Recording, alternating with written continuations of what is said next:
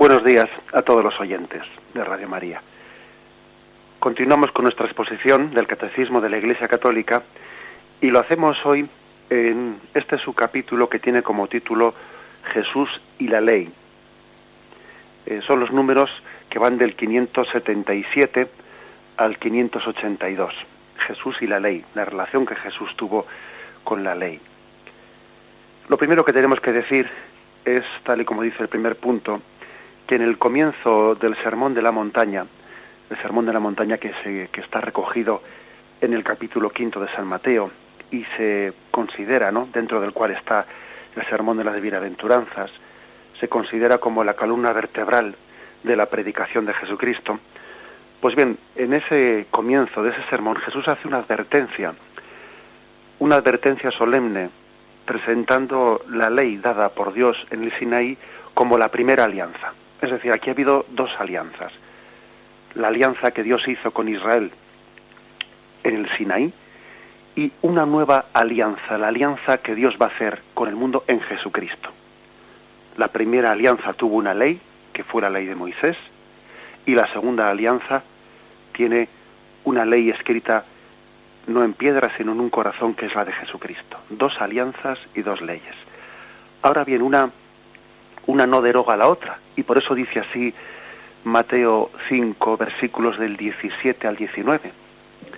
No penséis que he venido a abolir la ley y los profetas. No he venido a abolir, sino a dar cumplimiento. Sí, os lo aseguro, el cielo y la tierra pasarán antes que pase una i o un ápice de la ley sin que todo se haya cumplido.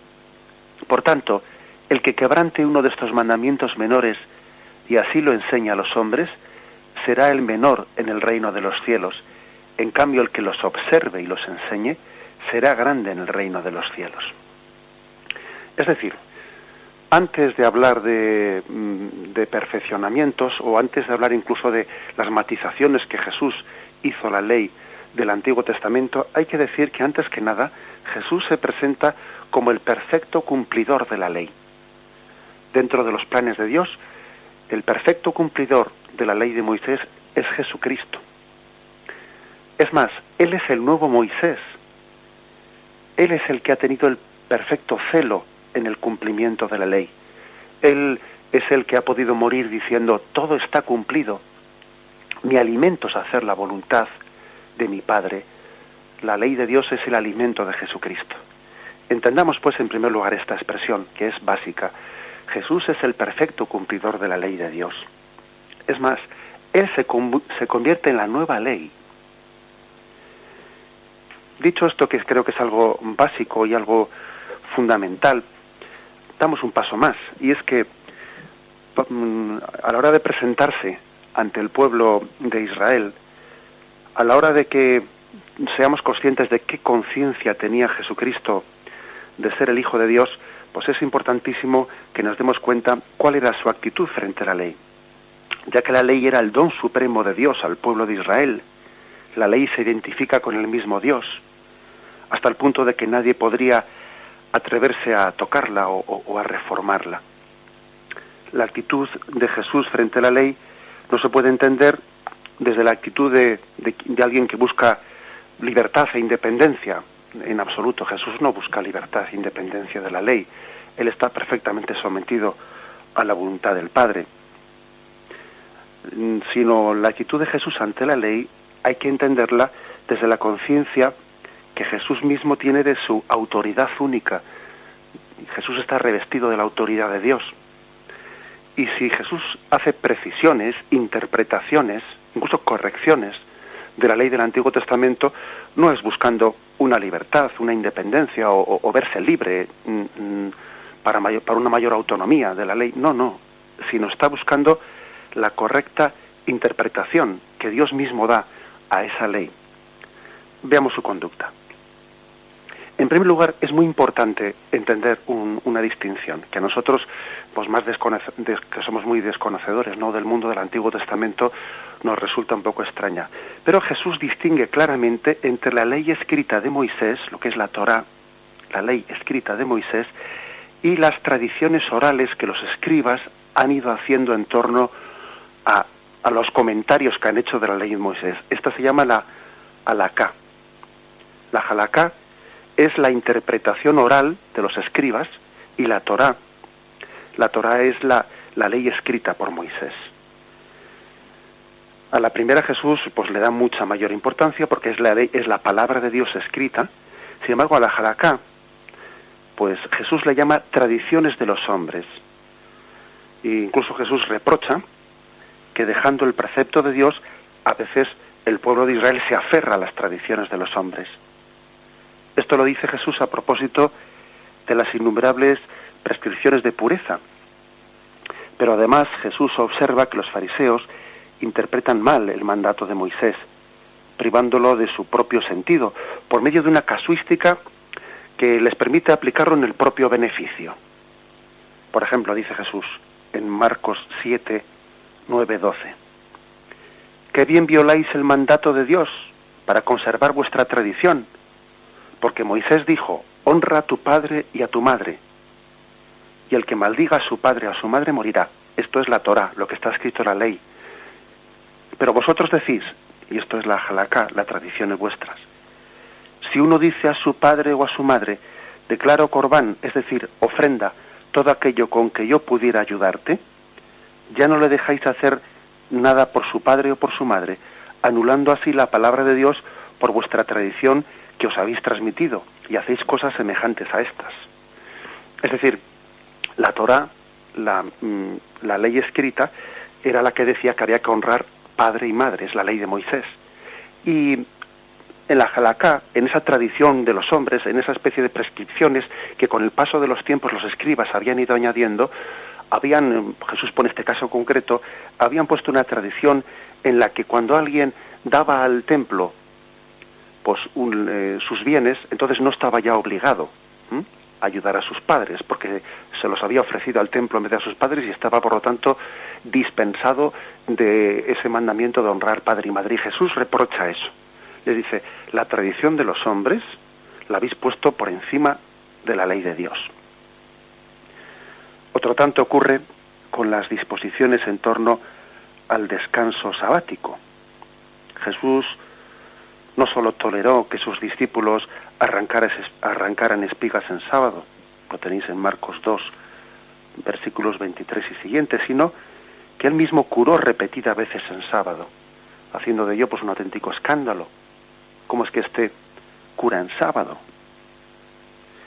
Y esta transgresión de la halaká del sábado, porque también se había hecho una interpretación muy extensa en esas tradiciones orales de en qué sentido había que respetar el sábado, cuántos pasos se podían dar, qué cosas concretas se podían hacer, hasta dónde, sin violar esa ley del sábado.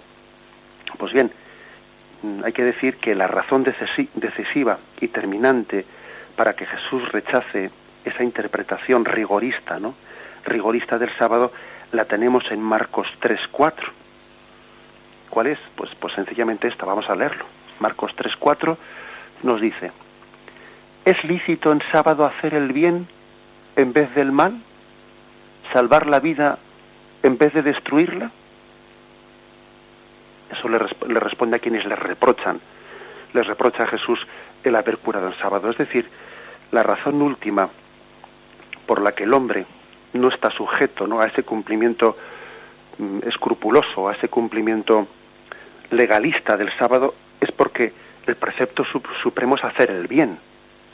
Y Jesús reprocha que por estar sumido bajo una concepción legalista del sábado, al hombre se le impide hacer el bien. Verdaderamente nosotros no nos damos cuenta, desde la distancia que tenemos, lo que supuso que Jesús se enfrentase a aquella concepción legalista de la ley y él se presentase como el cumplimiento pleno de la ley, que él diese ese espíritu de cumplimiento a la ley.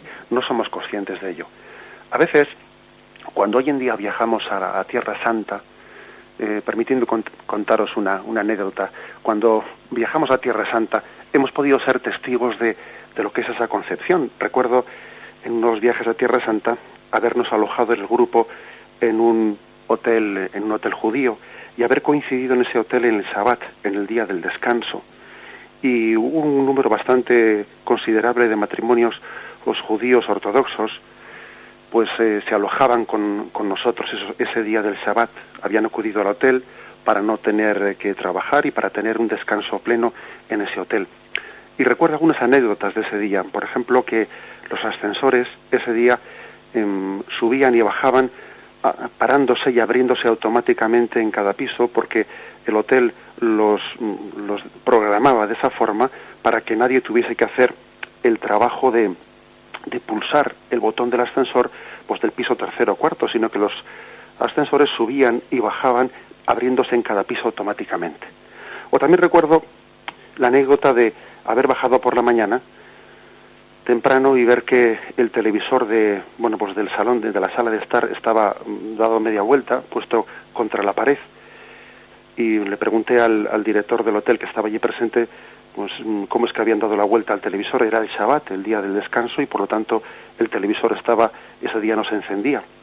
Y bueno, pues comentándolo con él, le decía, pues que me parecía un signo positivo, ¿no? El hecho de que también se ayunase en el Shabbat, en el día de descanso, se ayunase de televisión para purificarse también pues muchas veces de ese bombardeo mediático que la televisión nos introduce conceptos así, pues no precisamente santos y espirituales, ¿no? Pero recuerdo que él me rectificó, dijo, no es por eso, no es que se quite la televisión por el hecho de que pues tenga contenidos pues más o menos pues negativos. Es que se le da la vuelta a la televisión porque hoy es el día del Shabbat y no se puede hacer el trabajo de pulsar el botón del mando a distancia. Y bueno, pues como os podéis imaginar, me quedé perplejo, ¿no? de esa interpretación, y enseguida uno recuerda las diatribas y la controversia de Jesús en su tiempo. Cuando Jesús se enfrentó a aquella concepción del descanso en el sábado, cuando a Jesús le reprochaban haber sanado a un enfermo, y entonces Jesús respondía, ¿es lícito en sábado hacer el bien en vez del mal? ¿Salvar una vida en vez de destruirla? Bien, pensemos por lo tanto cómo Jesús, él, consciente también, siendo plenamente dueño de su conciencia divina, ha sido también enviado por Yahvé, por Dios Padre, para purificarnos de una concepción incorrecta de la ley, para entendernos que la verdadera ley, pues no es la ley escrita en piedra o en tradiciones orales, sino la verdadera ley es el propio Jesucristo, imagen de gracia de Dios para nosotros. Vamos a hablar de ello más despacio. Ahora ponemos un momento de música para hacer una reflexión.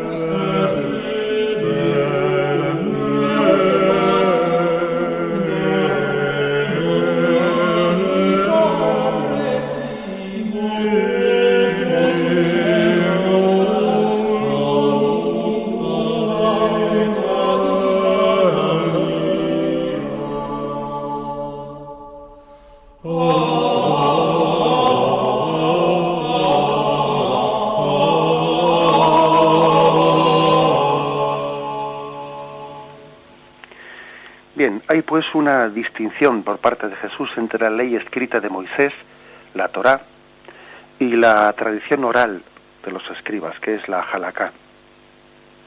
Así como también una denuncia por parte de Jesús del intento de tergiversar el sentido de la ley escrita por medio de una casuística una casuística interpretada siempre en beneficio propio.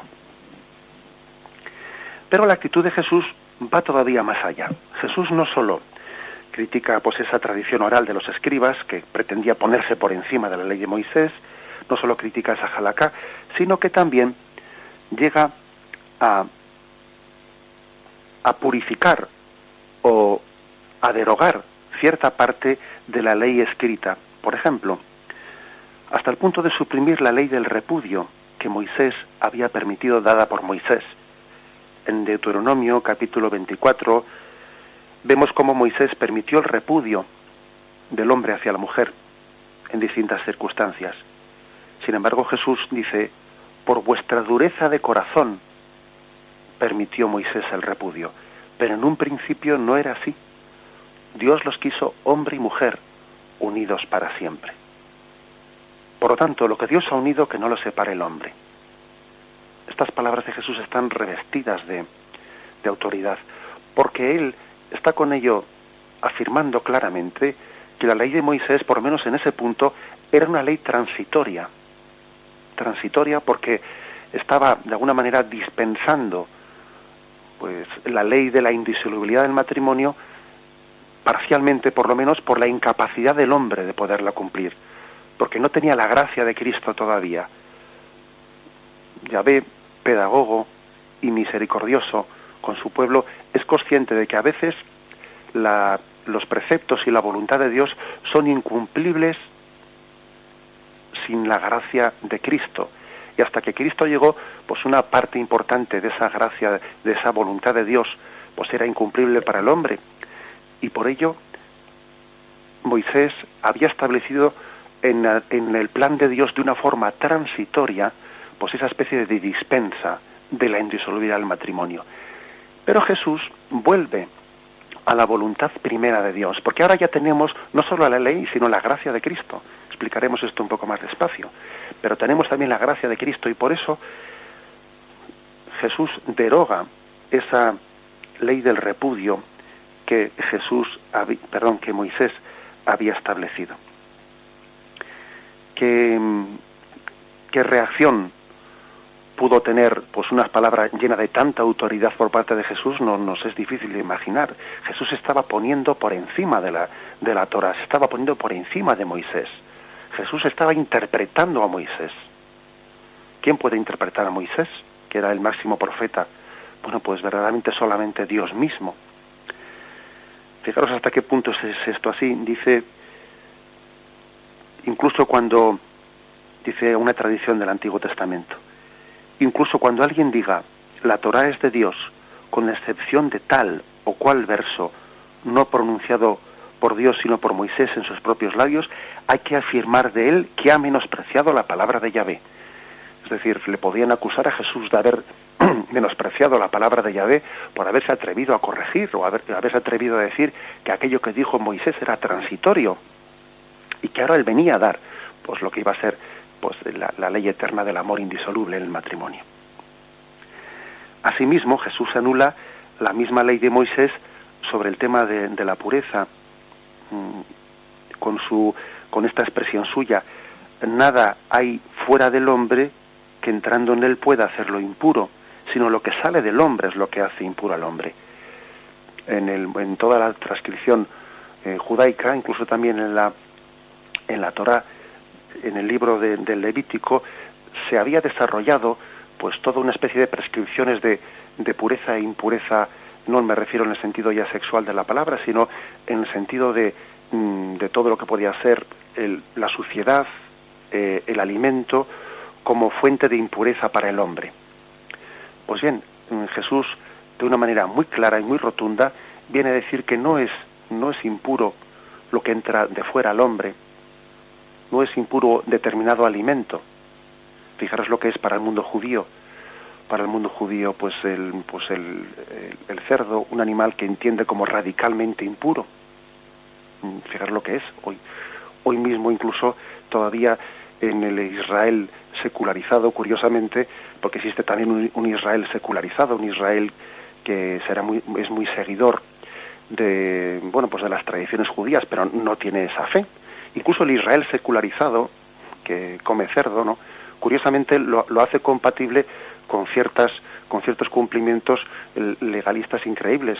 El hecho de que en el Antiguo Testamento se diga de que no toque un animal impuro como el cerdo, que no ponga sus pies sobre la tierra de Israel, eso conlleva que en las granjas de cerdos que existen en Israel, pues a los cerdos no se les permita pisar el suelo, sino que haya unas tarimas encima de las cuales se posan los animales para no incumplir el precepto de que no pise tierra sagrada pues ese animal impuro, ¿no?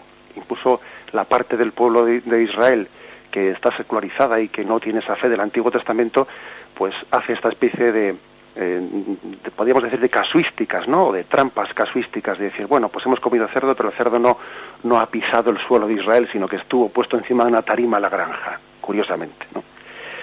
Bien, es curioso, pero hay que decir que Jesús derogó esos preceptos, derogó el precepto de entender que determinados alimentos podrían hacer impuro al hombre. La interpretación rabínica era que el hombre es lo que come. Recuerdo que recientemente pues una joven judía me decía que el rabino les había predicado esto, el hombre es lo que come. Los alimentos son un sentido dan un sentido de pureza e impureza. Bien, también quizás hoy en día en nuestra podríamos decir civilización occidental secularizada, hay también una especie de cuidado muy grande pues de la alimentación, que por supuesto puede ser bien interpretado, pero también podría llegar a ser un tanto obsesivo. Jesús insiste, lo que verdaderamente hace puro o impuro al hombre es lo que sale de su corazón, porque en el corazón anida el bien o el mal. Del corazón es de donde salen verdaderamente el pecado o las entregas virtuosas hacia el prójimo. Ahí es donde anida el encuentro entre Dios y el hombre. Jesús está predicando una moralidad no de obras externas, sino una moralidad que nace del interior de la conciencia, del corazón del hombre. Es un verdaderamente profeta de interioridad, Jesucristo, que empalma también con la denuncia que muchos profetas en el Antiguo Testamento ya habían hecho sobre la superficialidad con la que el pueblo de Israel podía llegar a vivir el cumplimiento de la ley. Pues por eso pues Jesús es el profeta del corazón, el que sana el corazón, y el que desde un corazón sanado a la imagen del corazón de Cristo quiere dar una visión radicalmente distinta del cumplimiento de la ley. Lo meditamos un momento.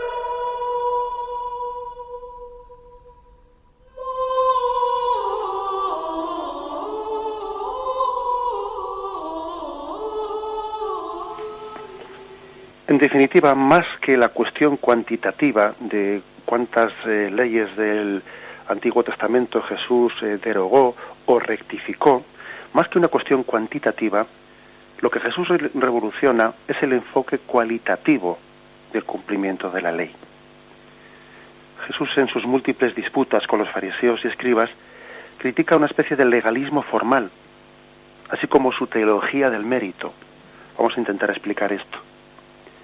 Hay por parte de Jesús un distanciamiento de esa visión de legalismo formal que queda en entredicho sobre todo pues en parábolas como la parábola del buen samaritano, que sabéis que tenéis en el capítulo 10 de San Lucas, en la cual los sacerdotes son tratados como personas que por sus compromisos legales son incapaces de practicar la misericordia y la caridad, mientras que el samaritano, que era un personaje despreciable en aquel tiempo, no tiene ninguna prescripción legal que le impida ejercerlas.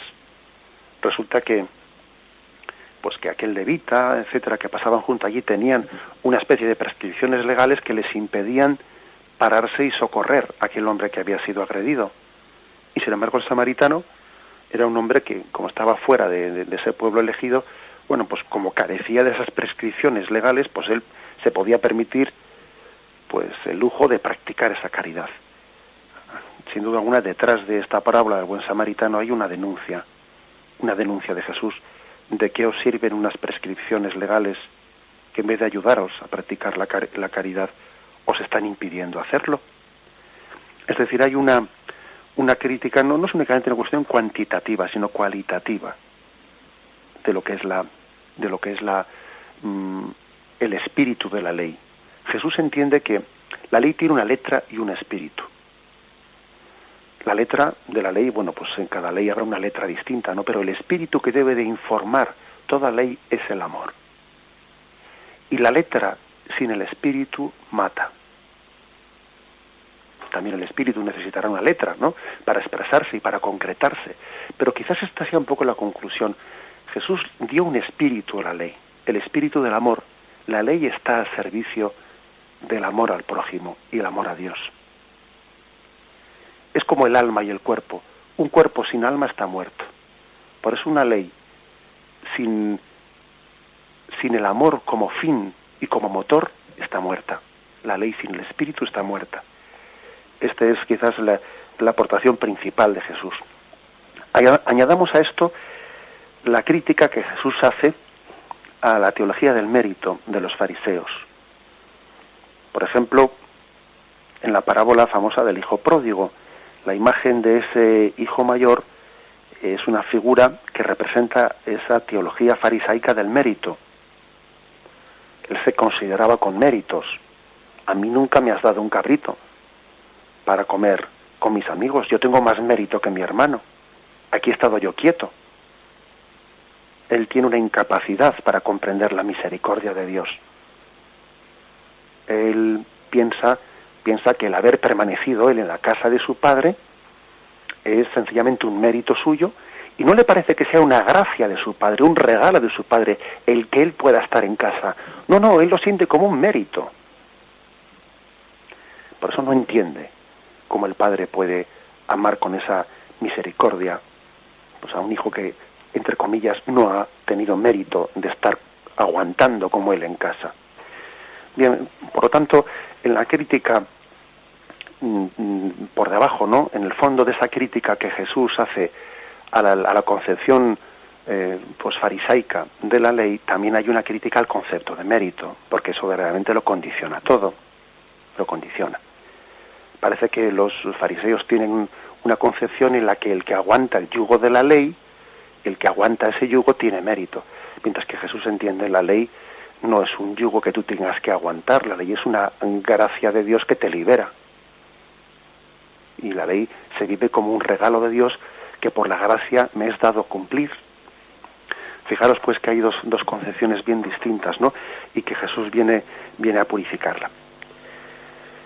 Jesús, sin eliminar la ley, al menos, ¿no?, en todo lo que son los principios fundamentales del decálogo de la ley de Dios, y recordad cómo cuando se acercó el joven rico preguntándole a Jesús ¿qué tengo que hacer para ir al reino de los cielos, Jesús le dijo, ya sabe los mandamientos, y se los repasó.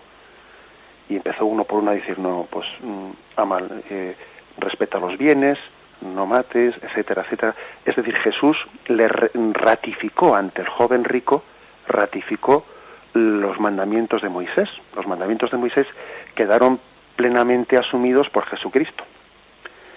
Bien, pero sin eliminar la ley, Jesús busca ante todo la sinceridad en el cumplimiento y coloca en el amor más íntimo a Dios y al hombre el criterio último del comportamiento.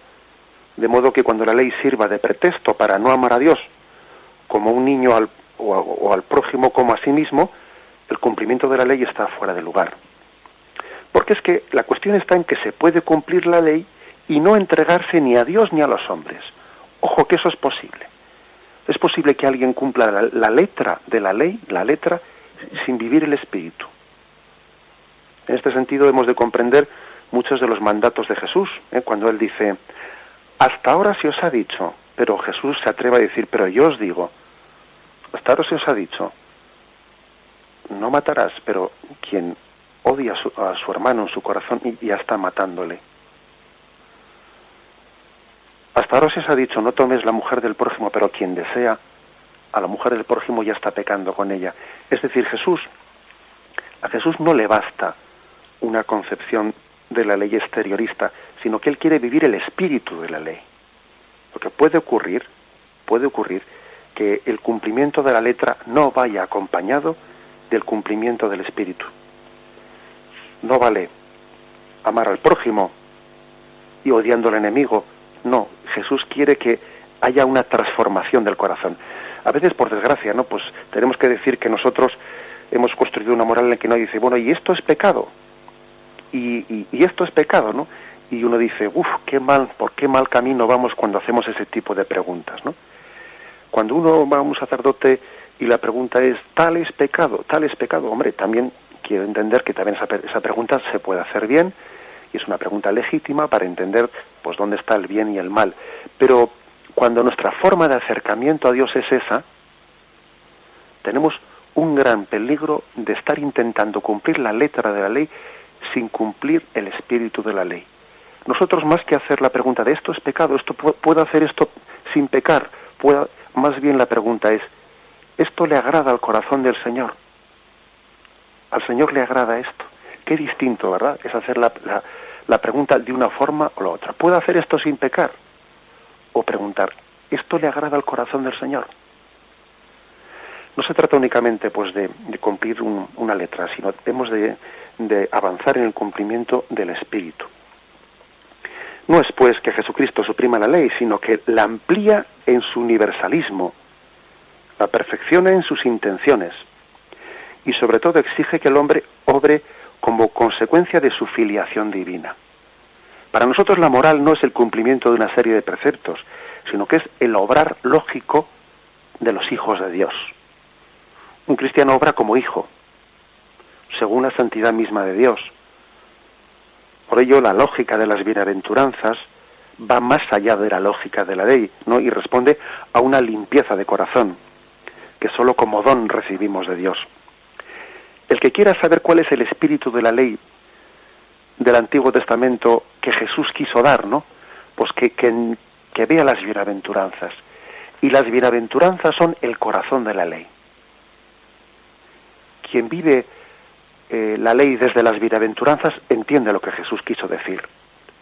Es la moral que ofrece no solo la norma a cumplir, sino un principio interno que da la capacidad para obrar. Esta es la lógica no de la justicia humana, sino del amor inmerecido de Dios. Pues bien, vamos a meditar en ello, porque creo que aquí hemos llegado a entender que a un culmen de esta exposición, ¿no? Que Jesús mismo es la ley en persona. Jesús mismo lo es. Cuando él dice, cielo y tierra pasarán, pero mis palabras no pasarán. Jesús está colocando su palabra en el lugar de la Torá. Jesús mismo es la ley de Dios. El que oiga estas palabras mías y las ponga en práctica será como el hombre prudente que edificó su casa sobre sólido fundamento. La ley, en definitiva, es Cristo. Vamos a meditarlo un momento.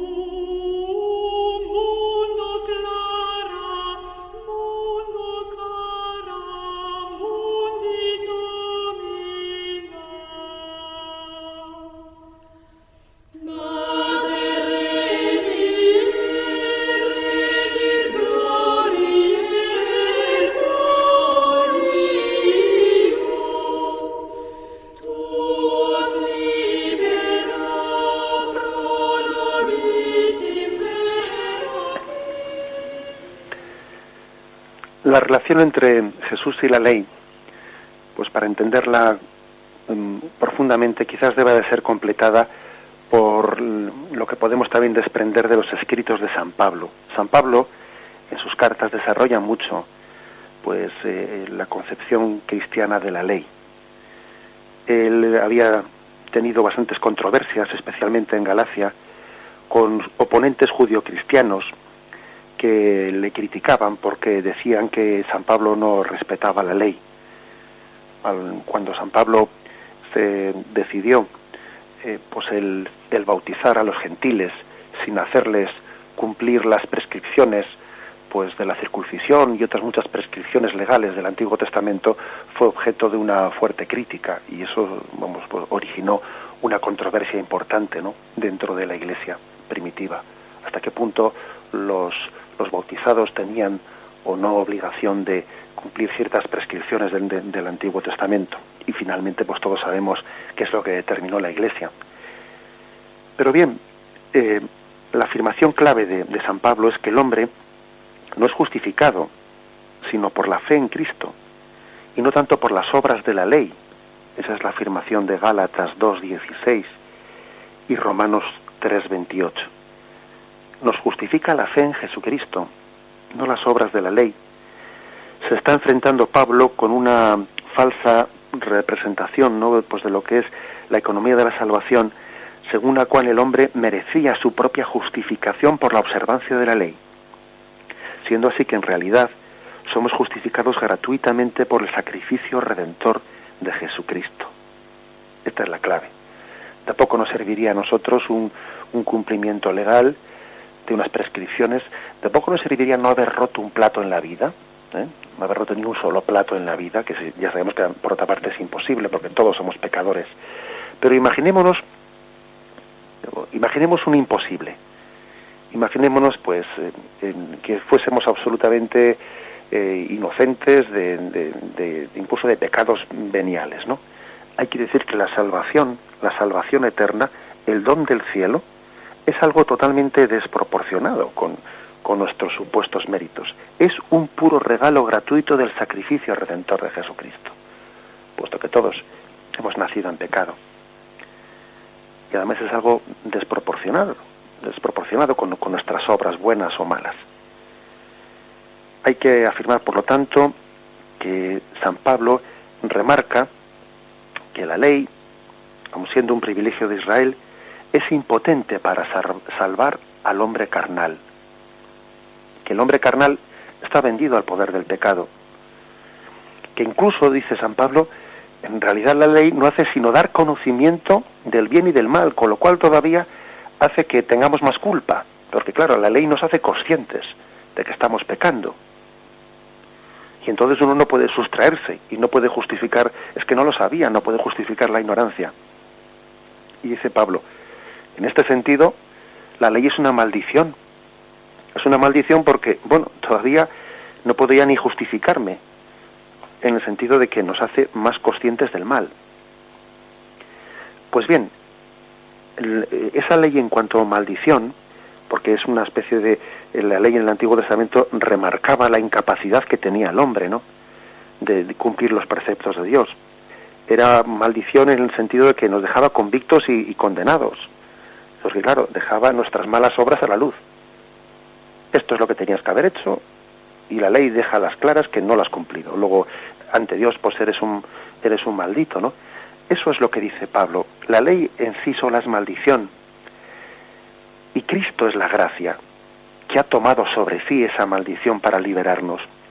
Una vez que ha venido el Salvador, el pueblo de Dios ya no está sometido a esa ley que era un pedagogo, sino que ha sido liberado también de la tutela de la ley. Esta es la forma de hablar de Pablo, que es una forma provocativa. Cristo quita la contradicción interior que hacía de la ley una pequeña tortura, porque era un decirte lo que tienes que hacer y no darte la gracia para poder cumplirlo. Es como si a alguien le dicen, tienes que saltar esa valla, pero no me dan la pértiga para poder saltarla. Bien, Cristo supera esa contradicción interior porque complementa la ley con la gracia. Es más, es que convierte la ley en una gracia. Es una gracia de Dios poder cumplirla. Es una gracia de Dios que Dios nos ilumine, nos muestre el camino y nos abra el camino para poder vivir eso. Subsiste, sí, el ideal de la moral de los mandamientos, pero está transfigurado por la presencia de Cristo que lo realizó en su vida. Más aún,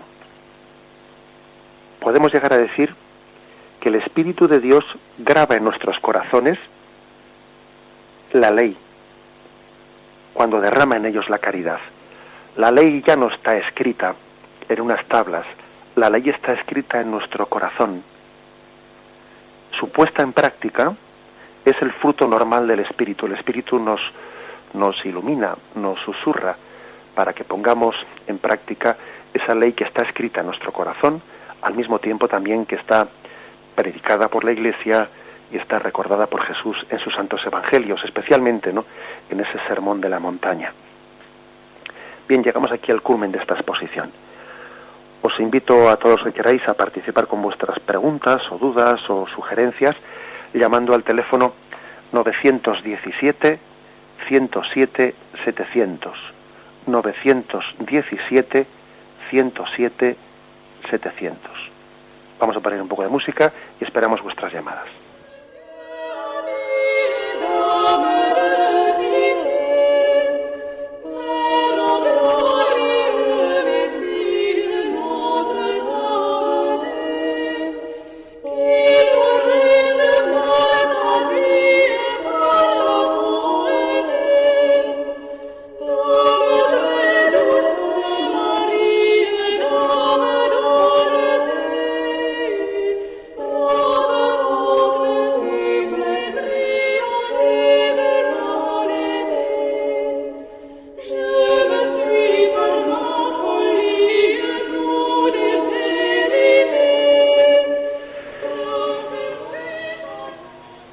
buenos días, ¿con quién hablamos? Hola, buenos días, Padre José Ignacio. Buenos días. Inocencio, llamo de la Rotava, Tenerife. Sí. Mire, perdón, Sí. esto, cumpliendo la ley de Dios que nos deja, como usted dice, grabada en el corazón, bajo mi punto de vista, en opinión personal, pienso que nos sentiríamos como más relajados, más reconfortados, ¿no? Porque hoy en día hay muchas cosas que yo creo que nos apartan, aparte del consumismo, cosas políticas, un montón de cosas más, ¿no? ¿Me deja un segundo para escucharle por la radio? Bien, explícame un poquito más lo que me ha sugerido, que no te he entendido bien. A ver, que lo que usted va diciendo sobre la ley de Dios, ¿no? Sí. Que nos lo mete en el corazón, Sí. bajo la Trinidad, ¿no? El Padre, Hijo y Espíritu Santo, que son una sola persona, Sí. que nos sentiría como más relajados, más reconfortados por dentro. Sí. Aparte de que hoy en día vivimos en una sociedad, o globalmente en todo el mundo, y hay muchas cosas que nos hacen separarnos de todo esto, ¿no? Sí. De acuerdo. Bien. ¿Me deja un segundo para poner la radio? De acuerdo. Vale, gracias. Sí, muy bien. Creo que ya le he entendido un poco a nuestro oyente pues la reflexión que nos hace, ¿no? Fijaros, yo diría una cosa. Vamos a ver, me atrevería a decir que entender que la ley está grabada en nuestro corazón es importantísimo, porque muchas personas piensan que la predicación de la Iglesia son un cúmulo de preceptos que nos vienen desde fuera. Y dicen, mira, ahí están los cristianos. No tienen más que obligaciones y prohibiciones. Entonces parece como que la predicación cristiana les quita la libertad, porque parece como si viniesen desde fuera, ¿no?, una serie de leyes que vienen a coartar su libertad. No, eso no es cierto. La ley está escrita en nuestro corazón. Por lo tanto, la predicación de la Iglesia no hace sino recordar lo que está escrito dentro de nosotros. Si no es que, claro, estamos hablando de algo, de una moral exteriorista, ¿no? Como si, nos olvidamos de que Jesús viene a conectar en su predicación con eso que está escrito en el corazón del hombre. El anhelo del hombre de felicidad es respondido desde la predicación de Jesucristo. Por lo tanto, sí, es cierto, hay que recordarle al hombre desde fuera las cosas, porque aunque las tengamos escritas en el corazón, también sabemos que esta vida es lo suficientemente asfixiante para que a uno le absorba y tenga como muda la voz de la conciencia. Ojo, que la voz de la conciencia se puede acallar con todo este montaje que tenemos en esta vida. Por lo tanto, la Iglesia, desde fuera, tiene también que recordar y predicar la palabra de Cristo. Pero es una palabra de Cristo que si el hombre sabe escucharla bien, pues va a venir a conectar con lo que está escrito dentro del corazón de nosotros. No es como un meteorito que viene de fuera, no. Es suscitar lo que en la conciencia todos tenemos escrito. Creo que esto es importante, este matiz. Bien, ¿tenemos alguna llamada más? Sí, padre, tenemos 2 llamadas. Bien, adelante. ¿Con quién hablamos? Buenos días, ¿soy yo? Buenos días, sí, eres tú. Soy Consuelo de Madrid. Mire, quería pedirle que nos aclarase lo de las bienaventuranzas, porque yo creo que no las entiendo bien. Quitando, por ejemplo, la de ser, pobre de espíritu, humilde, ¿no? Pero los que lloran, todos tenemos problemas. Los que tienen hambre y sed de justicia, todos las tenemos. Los que padecen persecución por la justicia, pues, no lo entiendo bien referido al tiempo actual. Ya, bien, de acuerdo, bien, te respondo por la radio, ¿eh? Hasta luego, Consuelo. Bien, pues vamos a ver, lógicamente, pues una explicación profunda llevaría mucho tiempo, pero yo creo que hay que entender todas las bienaventuranzas con referencia a la primera, que tú ya has dicho que es quizás un poco con la que más pues conectas con ella, ¿no? Bienaventurados los pobres de espíritu.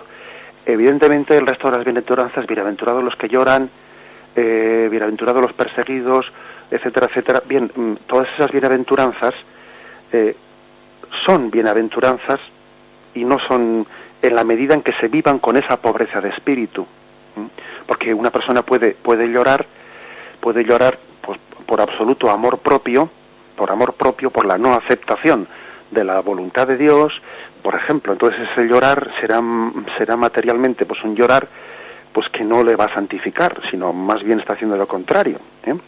Por lo tanto, ese tipo de bienaventuranzas a las que tú dices de cómo se aplican las circunstancias actuales, pues evidentemente es en la medida en que son vividas en consonancia con esa pobreza de espíritu, ¿no? Bienaventurado el que llora quiere decir pues aquel que aunque en esta vida, ¿no?, pues está sintiendo desgarros y está cargando con cruces, sin embargo es capaz de, desde la pobreza de espíritu, de ponerlas en manos de Dios, ¿no? Y eso le da pues una capacidad muy grande de santificación, de abandono en las manos del Padre. Esas lágrimas no son lágrimas de rabia o de rencor o de amor propio, sino que en la medida en que esas cruces que tiene las ha puesto en Dios, con una pobreza de espíritu, le santifican. ¿Me explico? Por lo tanto, es la primera bienaventuranza la que tiene que dar, informar, dar espíritu al resto de esas bienaventuranzas. Los perseguidos por causa de la justicia, pues por ejemplo, porque uno puede ser perseguido por la justicia pues de una manera totalmente justificada, porque resulta que está bien, pero se refiere a que es perseguido por vivir ese espíritu de Cristo. Todas esas bienaventuranzas hay que vivirlas desde la primera. Bien, el siguiente oyente, ¿con quién hablamos? Es conmigo. Buenos días, padre. Muy buenos días. Quería saber, que me aclarase, por favor, una duda que tengo que me está, digamos, un poco así como atormentando, ¿no? Uh-huh. Es que no sé si las personas que no están confirmadas se salvan. Bien, de acuerdo, le respondo por la radio. Mire usted, la confirmación, la Iglesia, aunque es un sacramento pues muy recomendado por la Iglesia y que da la plenitud del don del Espíritu Santo, la Iglesia nos dice claramente en su doctrina que no es un sacramento indispensable para la salvación. Por lo tanto, no hay el mismo grado de necesidad de la Eucaristía y del bautismo que el de la confirmación. También lo mismo puede decirse del sacramento de la unción de los enfermos. Pues aunque es muy recomendable, etcétera, pues no es un sacramento pues indispensable para la salvación. Con lo cual hay que decir que los 7 sacramentos no tienen todos el mismo grado de necesidad en orden de la salvación, y sin duda alguna pues los sacramentos que tienen mayor orden de necesidad pues son el bautismo y la Eucaristía, aunque evidentemente también sabemos que también la salvación y el don de Dios puede tener conductos extrasacramentales, pero digamos que dentro del conducto sacramental los sacramentos más importantes para la salvación son el bautismo y la Eucaristía, y en concreto la confirmación que usted pregunta pues no es un sacramento indispensable para en el orden de la salvación, aunque ciertamente es muy importante. Bien, ¿tenemos alguna pregunta más? ¿Con quién hablamos? Hola, ¿soy yo? Buenos días, sí, buenos días. Buenos días, padre. Mire, yo quería preguntarle, pues yo llevo separada pues 10 años. Uh-huh. Y bueno, yo pertenezco aquí a una iglesia, llevo 13 años con catequesis, mi vida pues la he entregado completamente al Señor. Uh-huh. Tuve un encuentro personal con Él y Él llena mi vida por completo. Yo jamás he pensado en rehacer mi vida, en anular mi matrimonio, padre. Uh-huh. Entonces, pues, inclusive, pues, en mi misma parroquia me dicen que por qué, que soy joven, que tal y que cual, pero es que yo pienso, no sé, a veces me dicen que es que yo quiero, con todo respeto, ser más papista que el Papa, pues que yo tengo 3 hijos, he tenido un matrimonio, para mí ha sido maravilloso, y aunque mi marido, porque ante Dios todavía lo es, haya reanudado su vida, yo pienso que eso que yo eso se lo entrego pues con mucha satisfacción al Señor, y que yo hasta que me muera pues seguiré siendo la mujer pues teniendo a mi marido. Uh-huh. Y yo creo que esto no es una reverdía cuando yo digo que a mí no me vale un papel firmado, porque me vale más el amor a Cristo y la conciencia de saber que lo estoy haciendo bien. Por otro lado, padre, también tenía una pregunta que muchas veces me asaltan. Yo cuido, voy de vez en cuando a hacer algo por servir un poco a los demás, pero a veces voy muy a gusto, ni me doy cuenta que lo hago, padre. Pues voy a gusto, voy contenta, voy feliz. Y otras veces, sin embargo, con personas difíciles, personas que no son tan gratas de visitar, pues le digo, Señor, tú sabes que yo esto no, que lo hago por ti, que soy consciente de que para mí supone un sacrificio. Uh-huh. ¿Eso puede agradar a Dios, padre? Nada más. Muy bien, le respondo por la radio. Bueno, en primer lugar le felicito por el testimonio que usted ha dado, ¿no? De vivir esa separación en fidelidad. porque es que ciertamente muchas personas se olvidan de que en una situación de separación de un matrimonio no termina la fidelidad. La separación pues puede ser un recurso pues a veces inevitable cuando la convivencia es imposible, pero no por ello uno deja de tener pues el compromiso de fidelidad, ¿no? Y me parece que usted ahí da un testimonio permitiendo que Cristo llene su corazón, y claro, todo el mundo necesita tener el corazón lleno, y usted ha permitido que Cristo llene plenamente su corazón. Eso que algunas personas le dicen en su parroquia de que no sea usted más papista que el Papa, pues me parece tremendo. Me parece que es tremendo pues que en algunas parroquias pueden asistir personas tan ignorantes y tan que no comprendan lo que es el mensaje de Cristo, ¿no? Y que Cristo pueda llenar su vida. La verdad es que si a usted le dicen que es usted más papista que el Papa, yo creo que usted bien podría decirles que por favor que sean ellos un poquito más, o sea, que conozcan un poco más el mensaje de la Iglesia Católica, que lo desconocen y quizás están más influenciados por medios de comunicación. Y con respecto a eso que me dice usted de su apostolado, y que a veces pues no le resulta le resulta costoso vencerse interiormente hacia algunas personas que no le resultan tan atrayentes, le diría que bendito sea Dios que a veces pues usted tenga que ejercer esa caridad de Cristo no desde su sensibilidad personal, que igual la sensibilidad personal no le atraería, ¿no? Sino que lo haga desde el amor a Cristo. En una ocasión, pues viendo un periodista cómo la Madre Teresa de Calcuta se acercaba a un leproso y le limpiaba, pues el periodista le dijo a la Madre Teresa: eso yo no lo haría ni por todo el dinero del mundo. A lo que la Madre Teresa le respondió: yo tampoco. Por todo el dinero del mundo tampoco lo haría. Lo hago únicamente por el amor de Jesucristo. Pues bien, vamos a despedirnos ya, que nos hemos pasado del tiempo. Alabado sea Jesucristo.